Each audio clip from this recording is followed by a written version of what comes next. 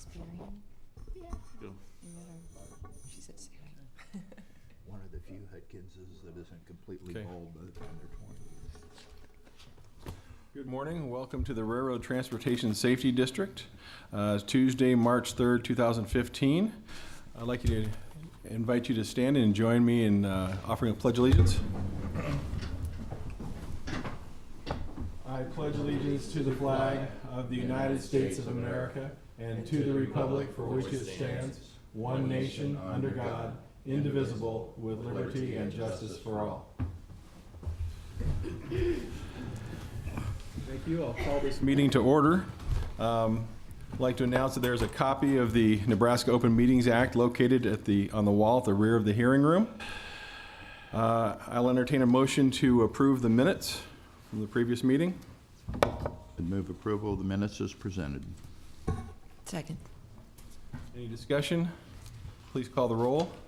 Christensen, Yes. Emery, Yes. Avery, I should abstain. I wasn't here. Gilbert, Yes. Hudson. Yes. Okay, we'll move on to item number 2, statement of receipts and disbursements. Good morning. Good morning. Liz Fannell from County Budget and Fiscal Office. You have your statement of receipts and disbursements, which it runs from July 2014 through January 31st of 2015. Your tax revenues are pretty much on target at $1.4 million. You will probably exceed your budget of $2.76 million slightly by the end of the year.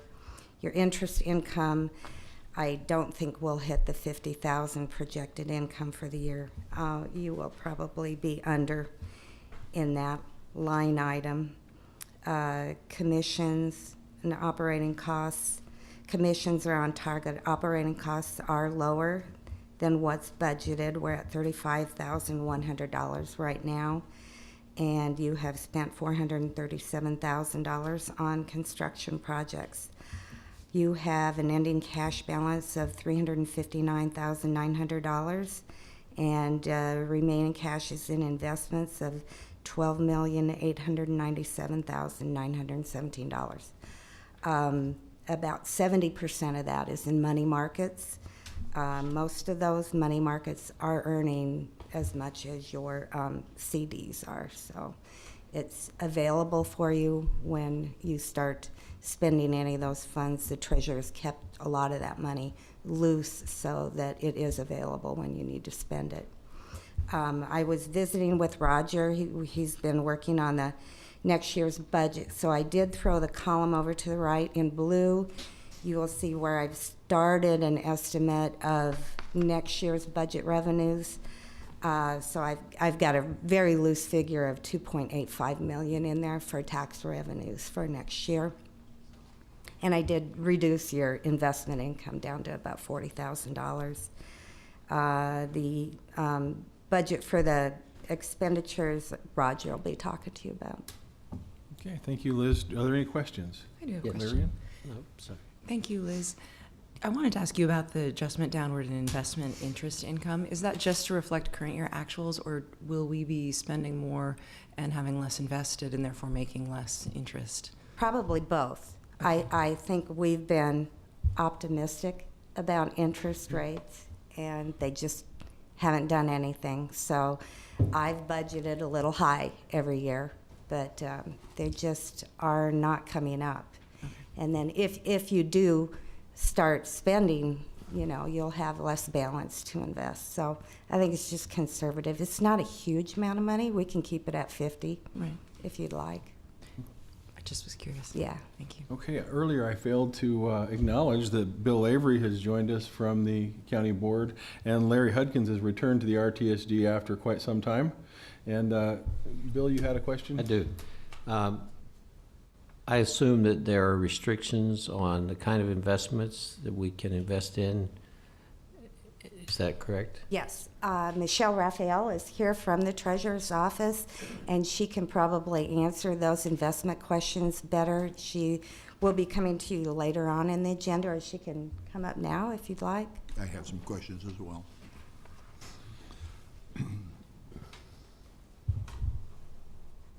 Good morning, Michelle Raphael, representing Lancaster County Treasurer Andy Stebbing. Thank you. It seems to me that CDs and just ordinary interest-bearing accounts are worse than nothing, almost. Are we really restricted to that kind of investment? State statute is fairly conservative, and so we are restricted to a little bit more secure options. We have later in the on the agenda, we do have the CDARS program, and that's been an option, as well as insured cash sweep, and those still allow for security but a little bit better rates. So we have been exploring options that are available to us by statute, but we are limited. Larry? Kind of the nature of my question as well. The county has used NPATE, and I do see Union Bank and Trust, you have several instruments with them, and they are the sponsoring agency of NPATE, which is a collection of governments all across the state. And do we have currently anything through NPATE? We do not. The rates have remained pretty low, so it's been about 1 to 2 basis points, and we're getting about 30 to 70 in other investment tools. Well, I think their rates, you might want to check them again. Okay. And they have a program that's called CDARS, where they're able to, on large amounts, actually invest at a higher rate than the quote if you just call the desk. That's item 7. Or Okay. 6. Okay, 6. I will We'll be check there. in with that. I just, yeah. But I just wanted to know, what would you say is the average rate of return that we're having right now? They're actually all over. The rates are all over. We have some investments getting 30 basis points. Those are CDs that are closer to maturity. And then we do have some investments that are getting 70 to 90 basis points. Okay. So it's just still, like as Liz said, it's still fluctuating. So. Okay. Thank you, Michelle. Any other questions of staff? Any discussion?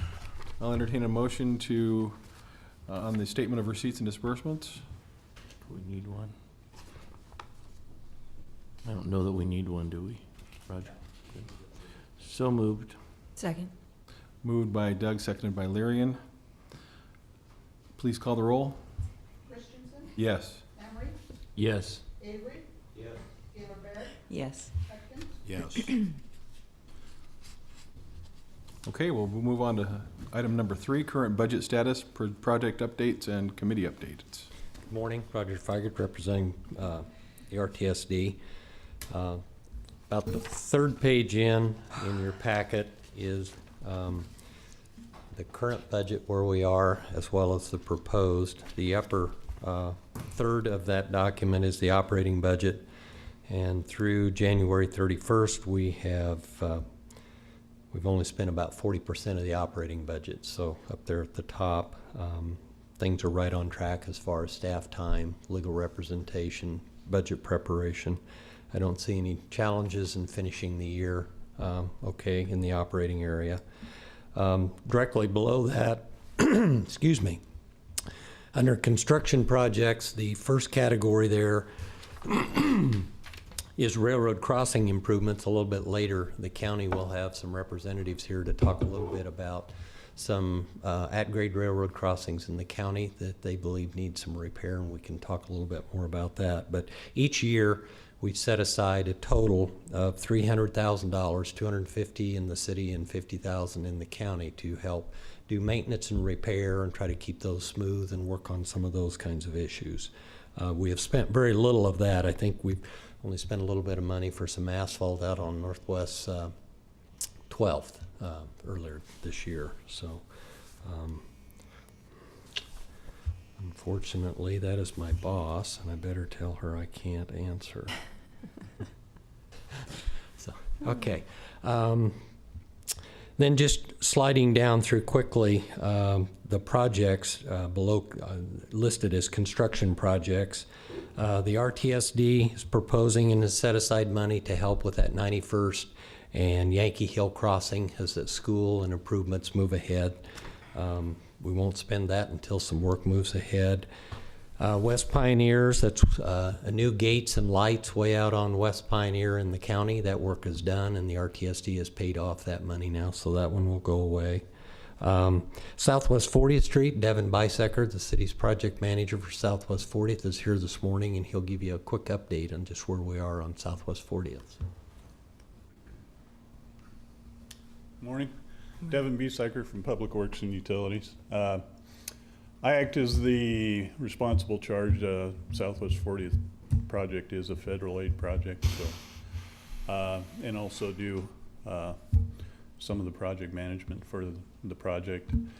We're currently working on pouring the caps to the last two piers that are around the railroad tracks. They just poured a cap on the pier in the middle of the railroad tracks yesterday. Next week they'll pour the last cap on the last pier. And then sometime in March they'll set the girders for the bridge. And then they're hoping in May to pour the deck of the bridge. The Middle Creek Bridge is done, all but the deck. The deck still needs to be poured. So once that's done, the roads will be paved, and hopefully sometime late summer, we could have the road open to traffic. So it's slowly moving along. Winter hasn't been very good to them out there. They haven't got as much done over the winter as they hoped to, but we're still moving along. Well, thank you. Any Yep. questions? Thank you. When did the construction of the Southwest 40th Viaduct and the railroad overpass start? It started in March of 2012. The actual construction? Yes, Okay. I believe that's right. So we're, I was thinking the road Almost work two- even started before well, that. 2013, yeah. But it's a very big project, and the project timeline was very long at the time we started. So it was estimated to be about a 2.5-year project. So, Okay. yeah. Thank you. All right. Thank you, Devin. We're still carrying money for Salt Creek Railroad Underpass over here at about First and J, working with the NRD. That's is still a placeholder. The next two items, miscellaneous engineering and miscellaneous emergency and safety, those are standard items that we just carry as projects would come up. We've spent very little of that this year. We had moved $40,000 out of one of those. And now down to the Denton feasibility study, I think, when we had originally done that. South Salt Creek Quiet Zone is done. Waverly Quiet Zone, Mark Lujaharms from Shimmer's here in case you have any questions. I think the last couple of meetings we said basically done. The work is done. Great. No more bills coming in. There's a little bit of remaining budget that will go back into the cash balance at the end of this year. The quiet zone along the BNSF corridor and Cornhusker Highway is also done. The proposed study, environmental work for 33rd, 35th, and Adams is ongoing. The RFP for that project is out on the street. The RFP submittal deadline is March 11th. Chris Humphrey is the project manager for the city of Lincoln, managing that project. She was not able to be here this morning. The interviews after going through and shortlisting are slated to be April 21st. Selection of the firm, hopefully April 24th, and negotiations would start then April 28th. We would hope to have a notice to proceed by June 9th with the goal of having a deliverable of a study evaluation. Is there a feasible project? What is it? What are the costs? What are the issues over the course of 1 year? So about 1 year from now or in June, we'd be back talking about whether or not there is a real project to move ahead. The individuals that are on the formal selection committee for that RFP are Deb Shore, myself, Kristen Humphrey as the project manager for the city, Mickey Esposito, Director of Public Works and Utilities, and Lonnie Berkland, who is our traffic engineer. We also have a number of individuals that, while not a specific voting member, are setting in, providing input to us. Two individuals from the Nebraska Department of Roads, Thomas Goodbarn and Jason Jurgens, will provide input.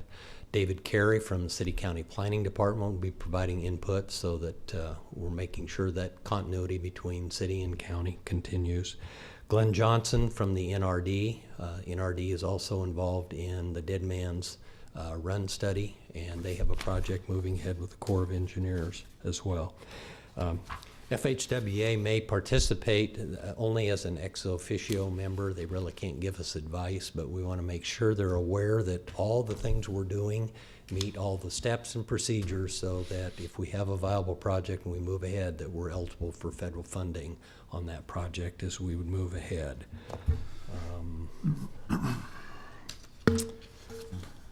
Okay. Roger, can I ask you a question about that? Yes. You were talking about the 33rd and 35th and Adams project just now. Yes. We have this letter of support from the State Department of Roads who believes that it's a viable project. What is the added value that you'll get from this year-long study to determine its viability? What's the difference between having a preliminary judgment that it's a viable project and then at the end of the study a report that confirms it? What will happen to take place in that year? Okay. What will your end result be? I think the end result really will be public involvement, outreach, relooking at all of the previous alignments and studies and actually having a process that brings forward either a real project. When the Department of Roads is indicating that they believe there's a needed viable project out there, they're saying there's a need to close those two crossings and build a grade separation. The exact configuration of that, they don't know. So we really haven't done the analysis to prove. I think there's a viable project. I mean, I wouldn't be here today saying we ought to move ahead and spend this money if I didn't think we needed to do something. But we need to go back through environmental preliminary planning and really search out what's the best way to solve that solution. And with that done, then I think we could stand in front of this board and eventually in front of city council or the county commissioners and say, here's a project that went through public process. We've got buy-in by all the agencies. We've followed all the steps, and now we can move ahead without that concern. So the public process and actually validating what kind of a project would get built. Larry and I would both disagree on maybe on the kind of intersection that we ought to build out there and some of those locations, but we need to go back through that process and validate that. Larry? Oh, I just would respond that I think the county board is very supportive of saying that something needs to be done out there. The earlier proposal is something that the grain trade and the agricultural people have to get access to those elevators, and roundabouts on Cornhusker Highway are very problematic. So while we feel that that situation needs to be rectified, we don't know that the best solution has been found yet. And so that's the other side of it. Actually, the roundabout wouldn't have been on Cornhusker Highway. Well, it'll be off the ends of Cornhusker Highway. So. Well, that whole area to access in through there. But I don't want certainly, somebody to have a heart attack and be calling me this afternoon and saying they're going to put a roundabout in the middle of Cornhusker Highway. Nobody said that, Mr. Emery. But we'll correct. agree to disagree. I just wanted to clarify that we are very supportive. We just don't know that we've maybe found the best solution at this point.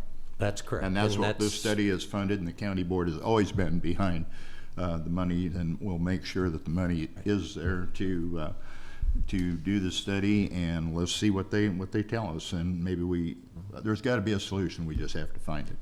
A couple of other things maybe that make it important. We had gone out nearly 2 years ago, and we had a large stakeholders meeting. The area has changed. The grain elevator is not going away. They are looking at enhancing and increasing their operation.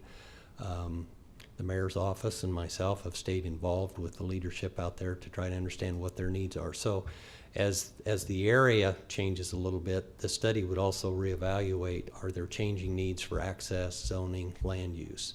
And Larry, to go back to the actual letter, what I really wanted from NDOR was, this doesn't hook them, there's a lot of caveats in here, but I wanted on the record for this board and the community that NDOR sees this as a project that has very high potential and value, and that if we go through the study and prove up on it, that I would fully then expect them to come to the table bringing revenue and funding both at the state level and the federal level to help us get it done. So, okay. Okay. Do you have anything else on this issue? Not on 33rd Crossing. Rick Hayden is here to give us a quick update on the Hickman Quiet Zone. Would like to go back to the previous issue just a minute. As chair of the county board, a year or two ago, did attend a meeting of all the stakeholders, represented the county with their permission, and out at the Department of Roads. And we too, the county, did say that, that we think this is a viable project. We do need state and federal funding, or as much funding as we can, to help with it. Okay. Rick Hayden with Felsberg, Colton, Ulevig. We're the engineers on the Hickman Quiet Zone. Railroad has finished their work on Hickman Road, putting in the new gates.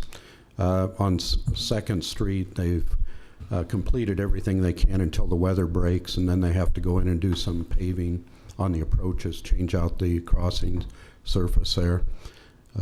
We anticipate they'll be doing that as soon as the weather warms up. So far, the railroad has billed the city of Hickman for $443,000 of their work. The remainder will be when they get that last crossing done. The city took bids for the paving portion of the project February 20th and received 2 bids, and the apparent low bidder was Pavers Inc., and I believe the city is going through the process to sign a contract with them. The anticipated beginning date is April 1 for their work. Again, it'll be dependent upon the weather, but Pavers has also been contracted to do the paving work for BNSF at the 2nd Street crossing, so there shouldn't be any coordination problems there. I'd be happy to answer any questions. Any questions for Rick? Thank you, sir. Thank you, Rick. Okay, the next item on the list is an OPPD crossing at South 84th. That would also be one of those crossings that could be improved as the school goes up and paving gets done at Southeast Lincoln, and Rtsd is provide money available for that. Salt Creek Levee north of A, that's another placeholder with the NRD working with the railroad and trying to do some trail work out there. Park Boulevard is done. I don't know how many of you have ridden that new trail and gone down across the crossing and the gates and lights there on Park Boulevard and the trail. South Beltway crossings, we haven't spent any of that money, and we also haven't yet at this point gone into any agreements between the city, the county, or the state. I'll tell you what I'm proposing in the upcoming budget when we go to that, when we go to the upcoming budget item. Denton feasibility is nearly done. The actual study, we're waiting for cost estimates from the railroad, and until we get those estimates from them, we are not in a position to come back and give the board an update on what those costs are going to be. So I keep contacting them and asking them, but we are ground to a halt at this point right now. So that's really kind of an update of where we currently are on the budget. Obviously, we'll continue to monitor that as we get towards the end. We've got done the project updates. I don't really have a committee update. I thought the Federal Highway was going to look at issuing a split MUTCD manual. They've decided not to do that, and so now I'm guessing over the next 2 years we'll continue to work on the manual again. The summer meeting that you sponsor for me to go and set in on the Chapter 8, the Highway Rail Grade Crossing Technical Committee is in Texas this summer. I can't imagine a worse place to be in June. That's somewhere in Texas, but so we'll plan on going and participating on that. And do you have any questions on that item for me? Questions of Roger? There's no action required on item number 3. Let's move on to item number 4. And item 4, really, we can just stay on the same sheet for clarity and for trying to make it easier to see. At the far left, right-hand side is a draft budget proposed for 15-16. Slight increase suggested in the operating budget just for inflation and cost of staff services. From 90, and we rarely spend the full amount of that, but that's what I was proposing. Under railroad crossing improvements, I would propose again, we'd put the same 300,000 total in for the city and the county. Money that doesn't get spent at the end of this year, I'm proposing gets carried over. So like that OPPD crossing at 91st and Yankee Hill, if we don't spend the 500, I'm just carrying it over. That isn't intended to mean we're going to spend 500 this year and 500 next year. I'm guessing that 500 won't get spent by July 1st. West Pioneers is done. I think I may have made a mistake. We had put $100,000 in Southwest 40th just there as a contingency if something else come up this year. Well, the project isn't going to be done by July 1st this year. And while this sheet doesn't show it, I'm going to suggest that we put $100,000 in next year's as a contingency in case something comes up too. The district has transferred most of its money over to the city, and I think we'll finish okay, but that would be a contingency item. The same way with Salt Creek, miscellaneous engineering, emergency and safety, we would just move those dollars ahead. 33rd and BNSF crossing, we had $500,000 budgeted. We're probably not going to spend, certainly we're not going to spend $500,000. The notice to proceed is going to be almost at the end of this fiscal year. So Chris and I have estimated that maybe $600,000 is about what might perhaps get spent over that upcoming year, but we can further discuss exactly where we are at the June meeting when you approve a budget. Hickman, again, I'm just guessing at this point. I moved an estimated $1 million over into the next year. We will firm that up better on what actually gets spent between now and July 1st and then carry over what needs to be carried over to finish the project. And carried over the Salt Creek levee north of A. Park is done. Okay, on the South Beltway, here's what I've done. With the uncertainty, what we had originally done is taken about $13 million, divided it by 6, and we come up with $2,167,000, saying the district would be able to give that money to the city to help save for the South Beltway. In order to not lose track of this, what I'm proposing to you is we aren't going to spend that $2 million from this year. We move into next year, so I'm going to suggest we double that up.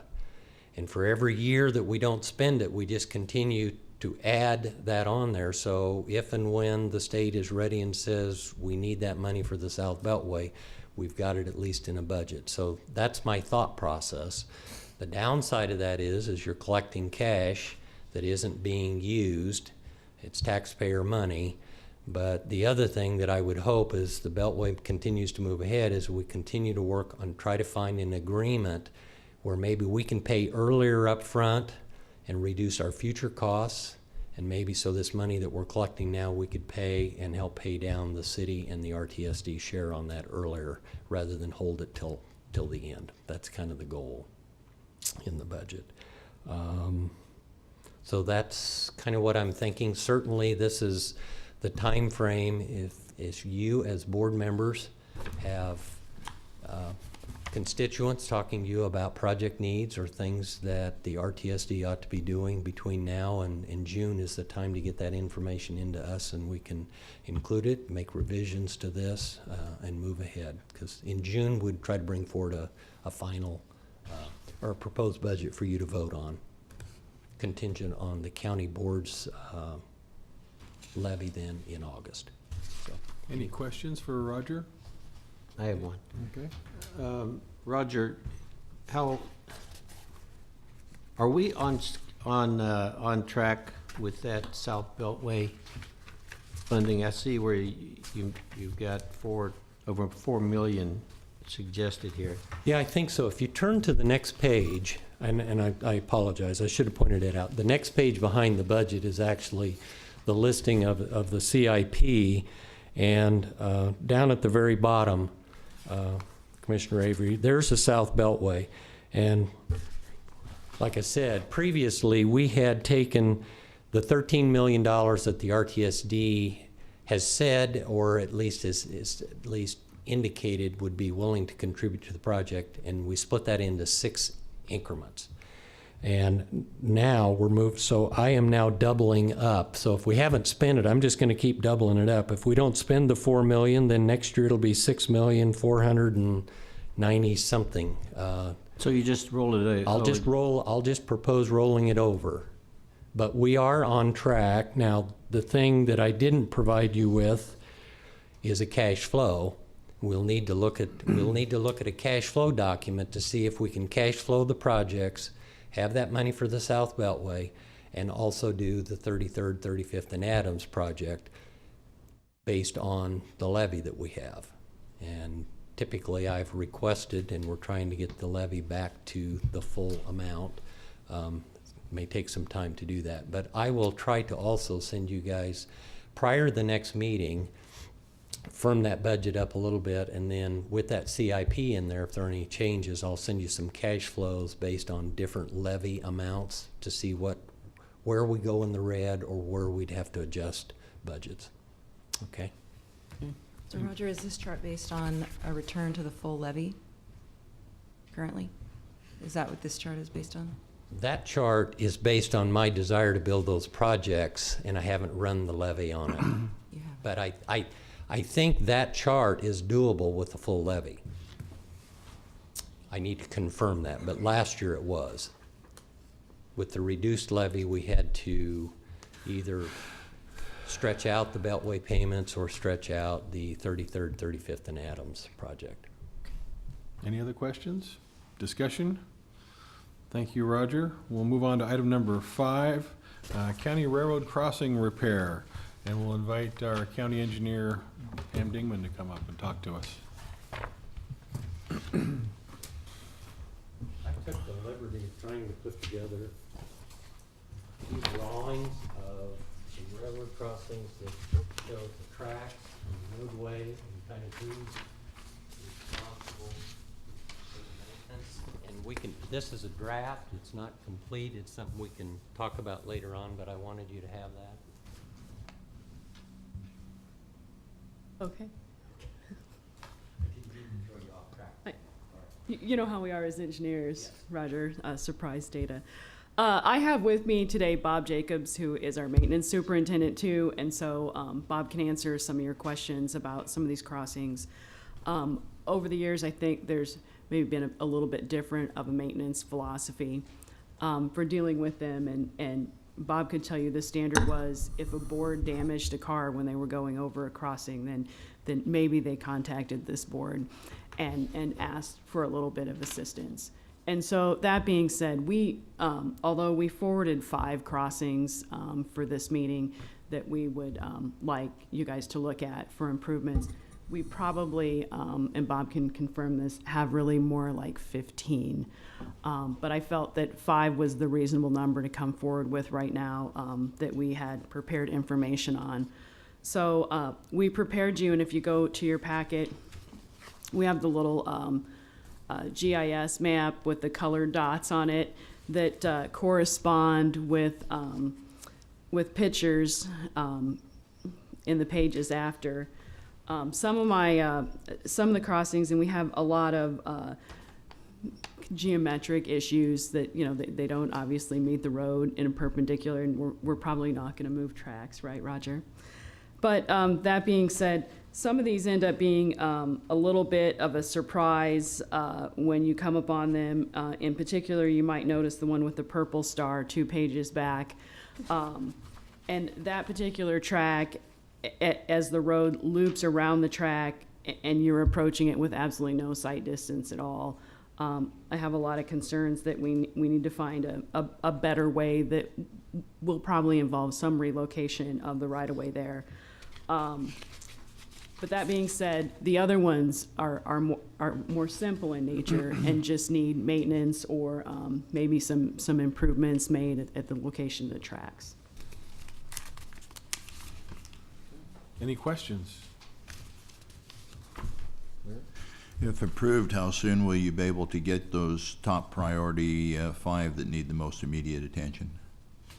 If you approve them, we would start work on them right away. And the one in the northwest area, is that out Raymond? Yes. The one in the northwest area, if you turn to the second page, Larry, and it was denoted with the green star, is Raymond Road and Northwest 48th Street. And you can see from the photo, and I put the photos in so you could see all the different things we had going on at some of these crossings, that there's a number of things going on at this crossing. There's some driveways and some additional roads that, engineers, we like every intersection to be perpendicular. And so whenever we see something that isn't square, Larry, we get a little concerned. That used to be the old Highway 79, and we lost 5 members of the Crowderville family in one accident on that road a number of years, and Mr. Jacobs would be very well aware of that. And on that crossing there, it's a paved road with a lot of traffic, and we should look into maybe putting crossing arms on it. That's what the reason it was put on there. I think that's something I've witnessed a lot of accidents there. It doesn't carry a lot of railroad traffic, but being on an angle like that and with the trees and the creek there and everything, it's a very dangerous crossing. Okay. Anything else? Bill? Can you tell me how this West Witstruck Road got such a crazy configuration? The loop.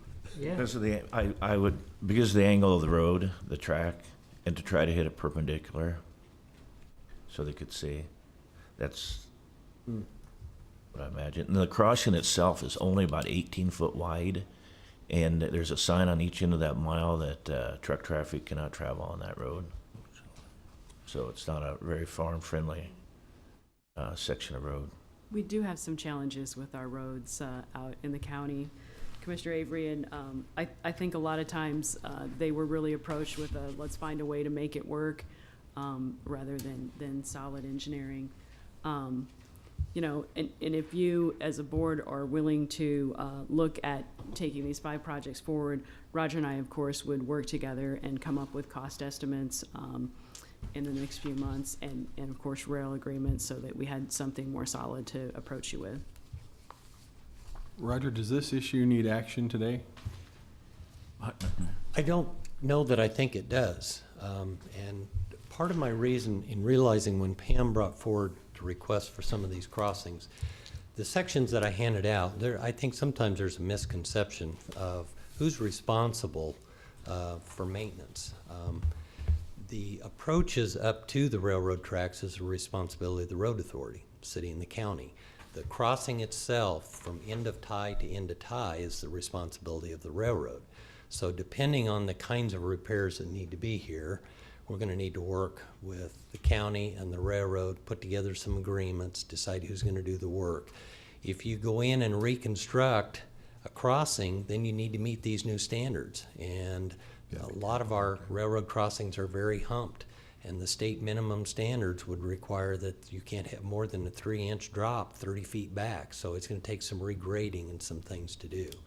So I think we've got some money in the crossing repair. If there's some minor things that Pam can go out and do, I think she can go do that. Asphalt, right, that kind of stuff, get the bills to us, we'll pay them out of that line item. A little bit more work, I think we probably ought to sit down and estimate those out, getting an agreement with the railroad, because you can't just, some of that, they're going to have to do the work, and then we would reimburse them for a portion of that work. Will take some time, but we could try to pull that together for the next meeting. Okay. Any questions or discussion? Anything more? Okay, we'll go on to item 6, Frontier Bank Cedars.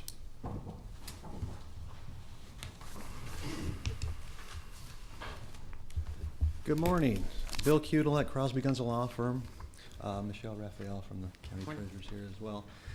Item number 6 is the CDARS, Deposit Placement Agreement. And just as Mr. Hudkins mentioned earlier, This is, over the last year, the RTSD has been approached by the county treasurer's office.